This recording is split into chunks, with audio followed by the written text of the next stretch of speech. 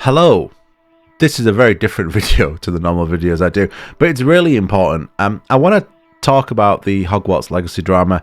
It's going to be completely unedited. I'm just going to talk kind of from the gut because there's a core issue here that I'm really passionate about, and I feel like showing my boomer age on this one, that maybe as someone who's a bit older, I can kind of shed some light on why this discussion is important. And sometimes just shouting at the other side of the argument isn't going to get us anywhere as a gaming community. But also on top of that, why it's important, why this moment is important for gaming, because we are now in the limelight of general society and greater society. There's been controversial games in the past, but I can't really remember a singular moment like this.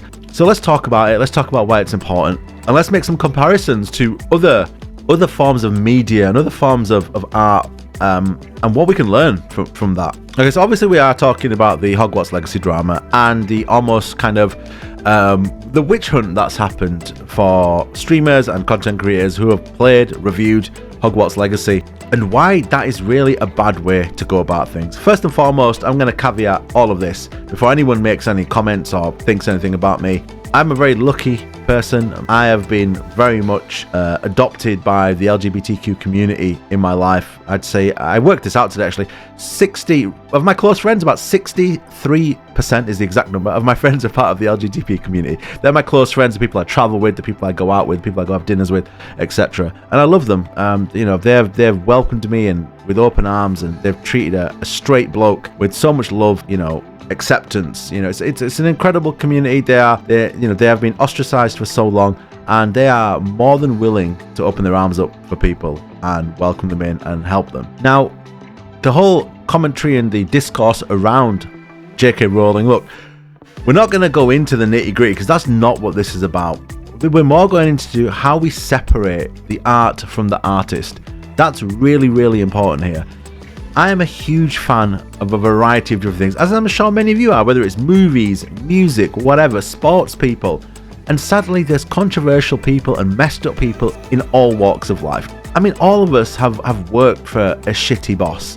A boss who's sleazy, a boss who's rude, a boss who has messed up views. But we just have to crack on with it because it's life. You can't just quit, or you can't just attack every single person who you have issues with. There is a way to go about it, but just simply attacking people isn't the way to go about it. And I'm going to go into why I think that is. Some people are going to disagree. Some people are going to say the only way to get this across is by, you know, confronting these people, being aggressive and letting them know what's wrong. And I'm going to tell you why I don't think that works. That doesn't work because to have true change on some of these topics that we are talking about, to have true societal change and to have kind of generational change, it needs lawmakers, it needs politicians to be on board with it. For them to be on board, they normally have to win elections, they have to win votes, they have to gain traction. And if there's one place that you cannot, your reach will never reach, your aggression will never get to, the one place you cannot bully anyone, look over their shoulder or tell them what to think, is in the electoral booth.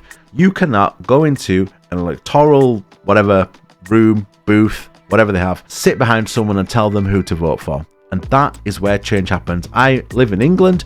I don't need to tell you about some of the things that have happened in England in the last few years. And I've been guilty of this as well, where simply pointing the finger and telling people they're wrong and shouting that really loudly, it didn't get us anywhere. And I don't want other movements that are important to suffer from the same consequence. So if simply screaming at people and telling them they're wrong isn't the way to go about it, how do we go about it?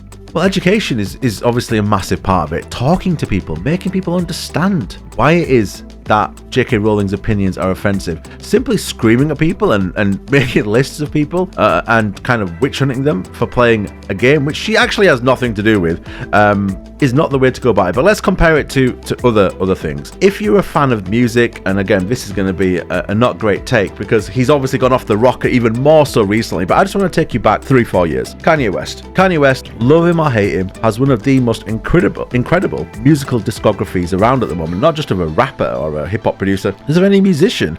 He is widely regarded, and if you know anything about music, you'll know he's basically a genius of the modern music genres. He's incredible. He's sadly a bit off the edge, shall we say. He's gone off the edge.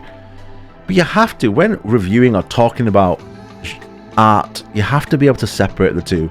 You can't look at Kanye West album. Let's just pick an album out. So, My Beautiful Dark Twisted Fantasy, widely regarded as his magnum opus.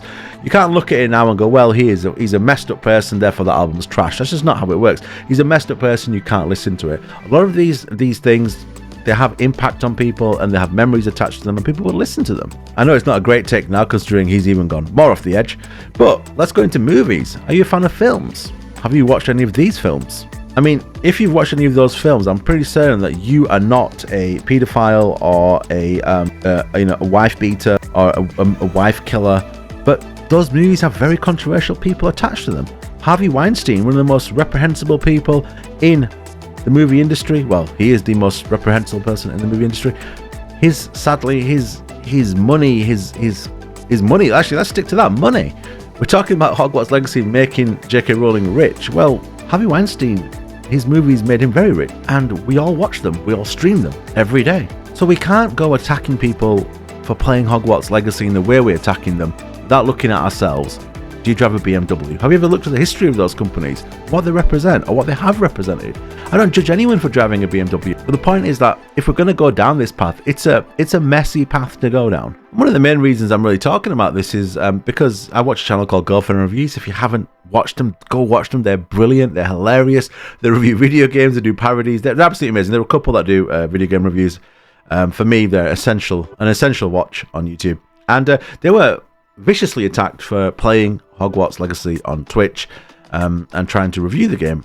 They are video game journalists. They should be allowed to review Hogwarts Legacy without it being some kind of indictment of their political opinions. It's crazy. We have to get away from this. Just because you go watch a movie by a director who's had a controversial past, who maybe has done some messed up things, should you be like blockaded at the cinema entrance? Should you have like eggs thrown at you as you walk into the cinema? This isn't the way we should be going about things. We have to be able to separate art from the artist. And for a lot of people on content creation platforms, it's their job to do so.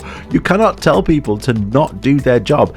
Are you telling me you've had a bad boss who, I mean, I've had it. I've had bosses who make horrible comments to people. And rather than just get up and walk out and say, or, grab the boss by the collar and throw him out the building, which obviously you can't do, I'd rather just sit down and talk to them and try and talk to them. And you're not always going to win that argument, sadly, because it's life and people think stupid things. I know, as I said, the country I'm in. We've done some weird stuff in the last few years, but shouting at people, screaming at them, telling them they're dumb, stupid, calling them all kinds of names, that doesn't win you the greater battle. And it's a battle that you need to win. To all those people in the trans community who are fighting for their rights, I love you. I am supporting you.